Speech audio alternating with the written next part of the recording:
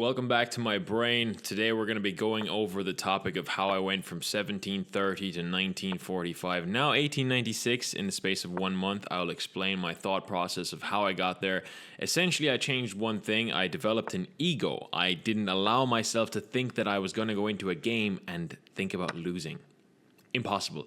Can't have that. Need to only think about winning, because once it's up here and you can see it vividly enough, then that's akin to it already happening. And that mentality translates to all walks of life, not just chess. And yes, you can see I did drop to 1896. I dropped under 1900 ELO since my last video 2 days ago. But you win some, you lose some, huh? All right. But seriously though, I didn't lose those games. I resigned gracefully, allowing my opponent to win. Technically, he didn't beat me, therefore my mentality still is straight. So I didn't lose to them. I just gave up because I wanted to move on to the next game. But that's the mentality you should have. I played a lot of players. I've humiliated players that are other chess creators in the space. And, sorry, you're not humiliated. I've played them and I've beaten them. Sorry, if you're watching this, I didn't mean to insult you.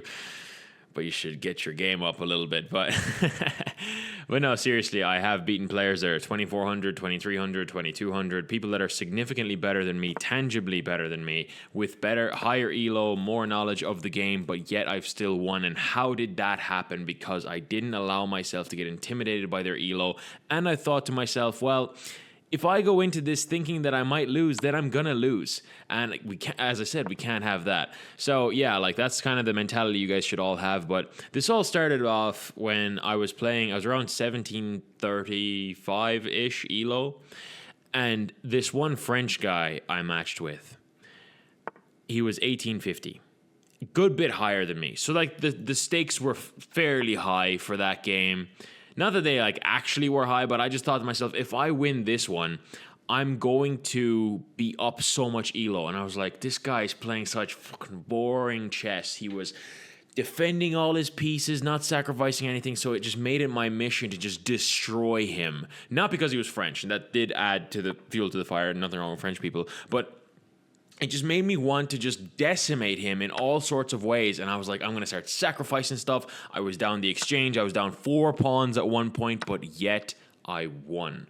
Because I knew no matter what happens, no matter what pieces I'm down, I'm going to sacrifice stuff. I'm going to give up everything it takes in order to get the victory. And it happened. It happened. It happened beautifully. And I'm going to explain my thought process here in this video, by the way. Look at this goon. He's such a goon. He's just edging on the side of the board, trying to control. The king's not here anymore, buddy. Don't know what he's going for, but guys, it's not going to be very long before I'm going to start sacrificing pieces again. I think here A5 looks good. I'm going to prepare B5. Bishop goes back A4, and it's going to trap the bishop. He's probably going to play A3 here, which will hinder his development time, where his bishop, his rook are out of the game. My pieces are pretty much all developed except for my queen and rook, which isn't that bad, but he's just, I'm up 1 piece in development. I'm playing the black pieces. It's not as common, so hey, I'll take it. So I'm thinking, maybe should we start living by my own principles and start sacrificing stuff? Maybe not like that, but maybe put the queen on D7, sacrifice the bishop. Oh my god, I'm so tempted. I hate when a bishop is looking at H3 like that. He's just asking me to give it away. What can I do? All right, but let's be a little bit more wise about it. Look at this wise guy. Okay, let's play this. He's relinquished control of this E4 square, meaning now I can occupy it. So my opponent might be playing the correct chess opening by his standards, but for me, the opening does not matter as much as the rest of the game. A good tactician will always beat somebody who's studied the openings. That's something you should learn. So if you are going to get better at chess, get better at tactics. If you're going to learn an opening, understand why moves are played and not which moves are played. It's way more important to you, far more valuable. And so now I'm thinking to myself, I'm drinking. Do I set up some sort of an attack here? Oh my gosh, look at this. Knight takes here. Here. No. Maybe I should take this. I don't value this bishop as much. I kind of prefer my knight in this game, to be honest with you. This bishop, I don't see as much value in it. Then again, is it really about, positional value, or is it what I personally feel? I feel like this bishop's not going to contribute to me. So if he trades, I'll happily play around with this knight. It's going to be so much more beneficial to me to play like this as well. So you see what I'm doing here? I'm trying to apply those principles. I'm saying, hey, the bishop may have been like, bishop pair, woo, woo, woo. Oh, so amazing. But like actually the knight is totally goated here to put into colloquial terms. So we have this, we have an occupant now. Look at this. We can play bishop to h4 here. Let me just describe what I'm thinking here. Bishop to h4 if g3, bishop takes, queen takes with check here, and then I can play queen takes here, and then rook to f6, and you can't stop checkmate. So let's try it. Let's try bishop to h4. And now maybe I'm thinking about this wrong, but bishop to h4, rook to f6. See, I have to move the bishop now because I'm thinking rook to f6 and then rook to f8 and then eyeing up this way. Where does this bishop go? This bishop has no good squares. This is just like, exactly, like, you know what I'm saying? He was harassing me with that bishop non-consensually. I didn't ask for this. But here he is now, bishopless, squareless for said bishop, the harasser of the board. Rook to f6. Now he's going to try and occupy this diagonal and attack my knight. But it's going to be far too late for that, my friend. This is not the kind of game we play. I'm starting to think here, actually. I'm thinking here. Oh my gosh, he goes here? Is the idea to push the pawn? Is there some sort of a shenanigan on the board for me? Rook to f8, sacrificing the knight on the next turn if bishop takes, if pawn takes, rook takes, queen takes, rook takes, queen takes. That's it. The bishop is hanging, and then I lose the game. Let's not do that. Let's just not do that. But I feel like this is a bit of an alley-oop for me. I got a quadruple attack on this pawn. I'm thinking maybe here check.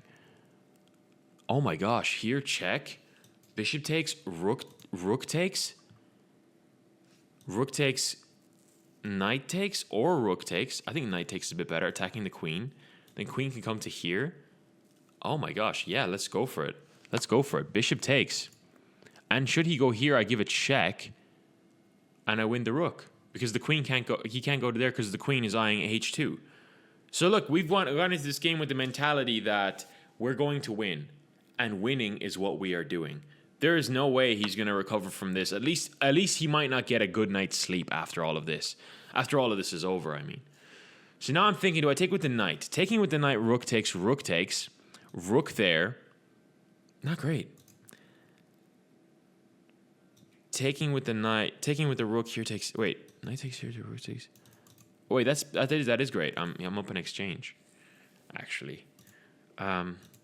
Taking with the knight also results in me attacking his queen. Oh my gosh, this is so good. I attack his queen, but it's futile. The queen attack doesn't do anything. I attack the queen. He has to move it. Maybe he goes there. That would be a little bit annoying, I have to say. But then again, I also have, like, if he goes off of this file, I have queen to g3. And yes, I'm going to get my ELO back regardless. Like, even if I mess up this attack right now, I know I'm still going to win. Didn't see that coming. Okay. I should have probably seen that coming. And now if rook to here, I have queen there. Ooh, that was a nice move. He's setting up checkmate. That's kind of lame. Do I have this? I have this. Not a good move. Not a good move. I have this, though. This I like. That's what I like. I like this. Yeah, this is the move. And I'll tell you why. Because if I go here, g4, rook to here, queen goes anywhere at all, this will be a checkmate. I'm risking a lot here. If he plays g4. Now, there's also the alternative of him playing this and blundering the queen. That would be lovely for me. I also have another alternative. Rook takes g2 on the next turn. If king takes queen... Ooh. Very tricky movements. Very tricky movements by my opponent. But here I'm just going to play the very cash. Yeah. And now we're preventing this check. There's nothing really for him now. Life is good for me. Life is good. Life is good. My friends, I'm going to be posting a lot more of these gameplays, maybe one every 2 days.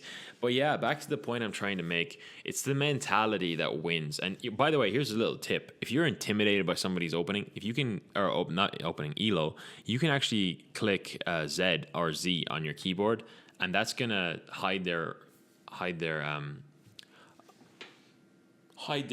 It's called focus mode. I'm sorry, did he just blunder this, or am I stupid? Here. I think I'm either dumb or he's dumb. I'll take the trade. There's no back rank checkmate. He's just down a piece now. Get a load of this guy. Huh? Oh my gosh. Wow. Okay, so I'm actually just up a piece now. And things were getting tricky. He was threatening checkmate in 1, checkmate in 2, checkmate in 3, checkmate in these nuts. Nothing's going to happen to me because I went into the game with the same mentality as I said earlier. Undefeatable. Impossible to defeat. So now my idea is very straightforward. If he does not play this, he doesn't play it. And now he's just cooked because here I play the very tricky, the very beautiful rook to f2. Queen takes check here. Checkmate. How do you stop this? Do you play that check? Oh, you touch my tra-la-la. I hope you like the new thumbnails as well. I was practicing my thumbnails today, so I hope you like the one I made for this video. It's pretty goated, actually. I'll show you guys a little sneak peek. Look at me there. Whoa. Get out of here. All right, let's get back to business. Back to work, everybody. Let's get back to work, everybody. All right, there's none of this. If he plays that, I have this check. That would just be an absolute Giga Chad way of playing this, right? He abandons the game. What can I say? And in fact, I did not play that well. But unfortunately for my opponent, he just played worse. Like a 1450 at the 1900 ELO level. So this tells you everything you need to know. Sometimes your opponents are going to have bad days. Maybe they're going through a divorce. Maybe they lost their kids in court. It's like the opposite of a divorce. Maybe they just, I don't know, lost all their money. Maybe something bad happened. Maybe it just rained on their, whatever. Basically, they might have had a bad day. You never know when you're going to get them. You win some, you lose some, but if you go into the mentality of winning everything, then you're going to win most of the things that you play. Let's take a quick look at the review, though. And to further accelerate your ego, do not ever look at your blunders unless you're really trying to learn some chess. Only look at your great moves, your brilliant moves, your excellent moves. God, look how beautiful these are. Oh my gosh, look at these. Oh, not his one, my ones. Oh, that's so nice. Oh yeah, we look at that all day long. And from here on out, we were completely destroying him playing the best engine moves or close to. It is what it is. Hope this video changes your life.